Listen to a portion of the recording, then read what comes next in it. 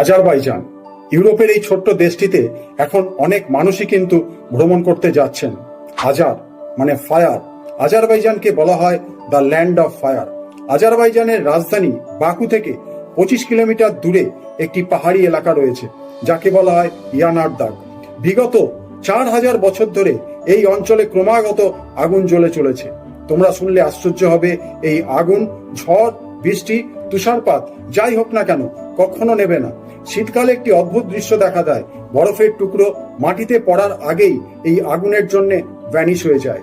বিজ্ঞানীরা বলছেন এই অঞ্চলে রয়েছে প্রচুর ন্যাচারাল গ্যাস।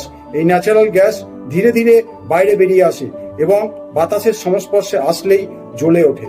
পৃথিবীর অন্যতম পুরনো ধর্ম জোরাস্ট্রিয়ানিজমের সৃষ্টি কিন্তু এই অঞ্চলে হয়েছিল। এই অঞ্চলের অধিবাসীরা ফায়ারকে দেবতা রূপে পুজো করতেন।